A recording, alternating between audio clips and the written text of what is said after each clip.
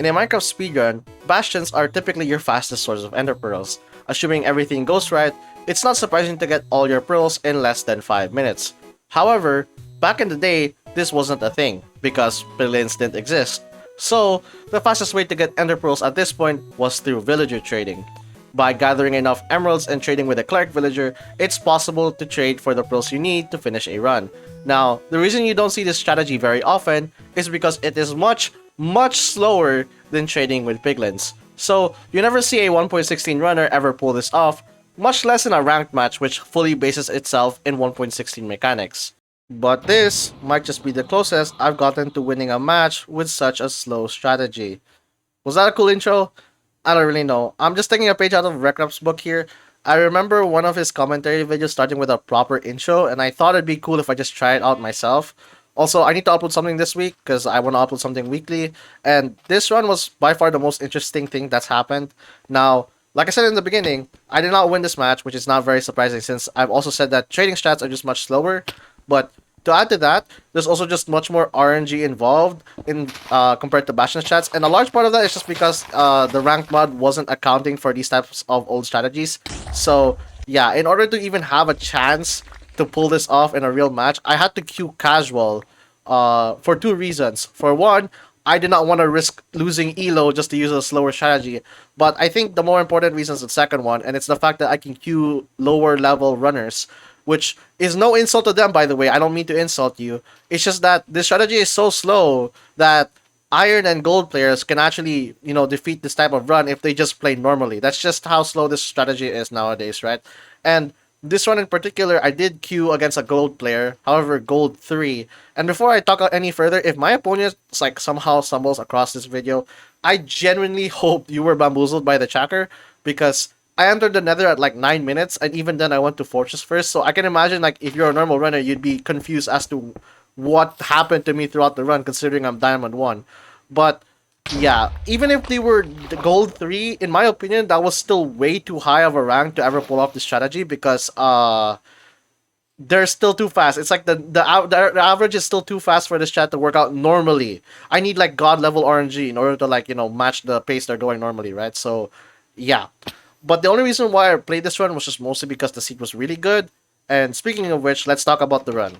Now, bit of a disclaimer here, or maybe a call out to any 1.15 runners watching this video. Feel free to correct me in the comments about the route, because what I'm about to say in the next few minutes is mostly just knowledge I've kind of retained from speedrunning 1.15 RSG 4 years ago. So yeah, let's talk about the run. I guess to begin, let's talk about the trading route we're doing. And yes, there's multiple trading routes, and that's kind of the beauty of 1.15 strats, which is what I'll call them now, is that there are many different ways to get your pearls, despite the fact it's centered by a cleric villager, because a lot of the routing comes from where you get those emeralds really quickly. So to begin with, if you trade with a cleric villager, you need typically 88 emeralds to get all 12 pearls. And I think Editor Me will put the specific visual of all the specific trades on screen. And this is just assuming that you're using only emeralds, right? There's a lot of other strats, but for now, in this case, we need 88 emeralds. And in order to get those 88 emeralds, the strat we're doing involves, using fletching villagers and the stick trade to get all of them. And if you do the math, it takes about 5.5 stacks of wood to get all the sticks needed for all 88 emeralds. And in order to get said wood really quickly, we're gonna blow up acacia houses with desert temple TNT. So, it's your usual terrorizing villages, but you can argue this one's a lot more problematic than how we do it nowadays, because nowadays all you really need to do is kill the golem, loot a blacksmith, maybe get some hay bales, and then boom, we're in the nether, right? In classic strats, you actually need to blow up houses for the wood, because it's actually the fastest way to get the wood, basically. So yeah, kind of more problematic than nowadays, but good thing most runners mostly know 1.16, so yeah, that's fine. While I go blow up the other houses here, let's, slight tangent, maybe talk about why 1.15 strats or trading strats are just much slower nowadays. And it's not the fact that it's just much slower, but also the fact you lose all the other benefits from bastion strats. One of them is string, and you usually need string for beds. And for our 1.15 strats, you basically just need to get all the beds from the village at this point to use for the end game. So yeah, it's not really that big of a deal, but it's a bit of a slow thing. One of the biggest things though is the lack of obsidian, because 1.16 runs have normalized double travel through the nether, but in older runs you really don't get that opportunity a lot of the time. And like in really old versions, if you could double travel in the nether, you're basically getting world record at that point, assuming you go a really good distance or something like that, right? So yeah, there's one more thing that makes bastions a lot better. I will explain it, but we're approaching the trading here, and I can't really, for time's sake, I do have to talk about a bit the trading route we're doing, because there's a specific tech that I use here that I think most normal runners won't be able to catch. But I think for 1.15 runners, you're already familiar with this, and I don't remember the name. Someone can please tell me the name. I don't remember, but it's this specific first trade here. Boom. That's the tech basically. And what I did there, if you don't understand, is basically make it so that I'm able to retain the original price of the stick trade. Because the problem is, if on the first day and you trade all 16 emeralds for the sticks that you got, when the villager restocks, the stick price actually increases from 32 to 57, which is a problem, because that means you need more wood for the emeralds, and we don't have a lot of wood, so it's best if we don't have to lose more time just getting more wood from like mining trees or something like that, right? So in order to get around the price increase, you basically just do the first trade, but only 8 times. And what that does is that the villager will still restock and reset the amount you can trade it from 8 to 0, so you can trade another 16 emeralds, but it retains the original price. So you basically just get a more efficient use of your wood. And if you don't do this, chat, you're not gonna have to ignore the first restock with the price increase and then go find another cleric fletching villager, and it gets complicated. You only really need 4 fletching villagers if you do this tech right. So yeah, if you didn't understand what I just said, that's completely fine. This is just something classic strat runners do basically on the first day. So yeah. Now, what I do want to talk about more importantly is that as I approach the cleric villager here for their ender pearl trades, there's one huge RNG factor in trading strat runs, and that's the fact that cleric villagers can sometimes just not give you the pearls. And this is the one thing where like I kind of wish the ranked mod kind of accommodated for. And that's because by the time it unlocks the ender pearl trade, 1/3 of the time that trade is actually glass bottles, and that kills a run entirely. And low key, it's a possible thing. I don't know if rank devs can do this, but can we like standardize the trade so that every time we get to the ender pearl trade, it's always ender pearls? Because it'd be cool if we can get a 1.15 strat run like every other time we keep doing it. So yeah, that's just a few, I don't know, a small petition maybe. Doesn't really matter. I just thought it'd be cool, and it's so rare to get it at this pace that I get this reaction once I finish it. Holy shit! Oh my god! Oh my god! Oh my god! I'm actually sick. No way! There's no way. There's no way. There's no way. Okay, I actually need to lock in now. Holy frick. Oh my god. Wait. Yeah, I'm kind of nervous now.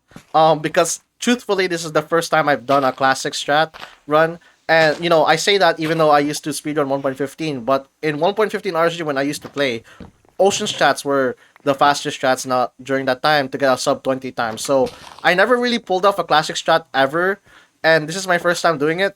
So I thought it was just really good. I was really cool. I was able to pull it off.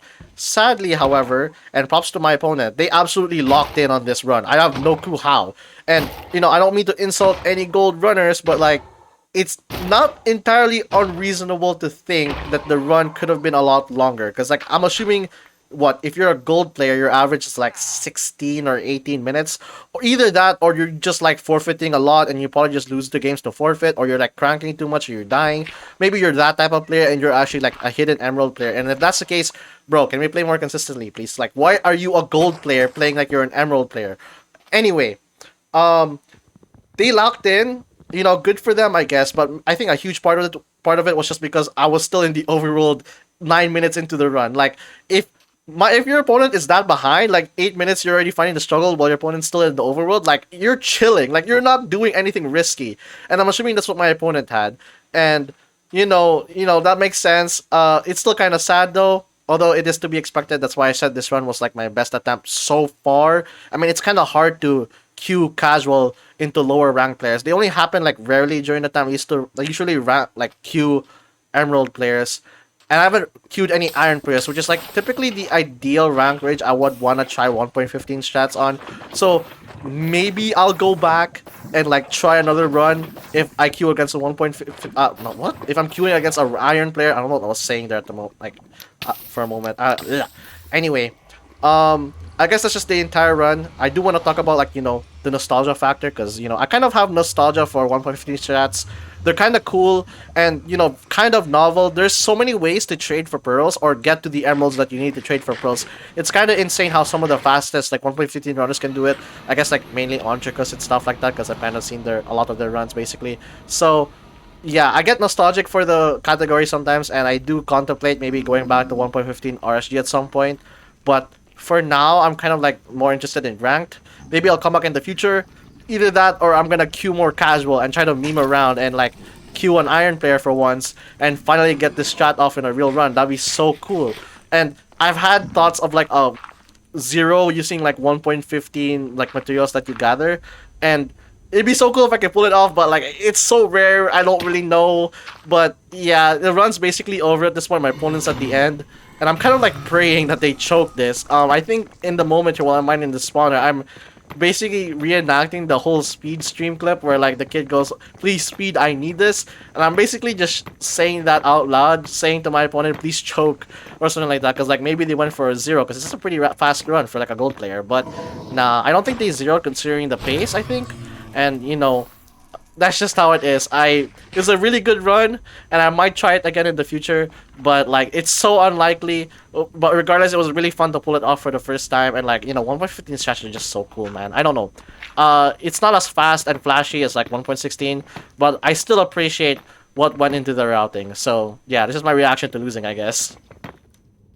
Ah! Dude, that was such a good attempt. Oh my god. No, see, this is why you don't do it against gold players. They're actually good. Oh, that felt so good though, pulling off classic. Holy sh!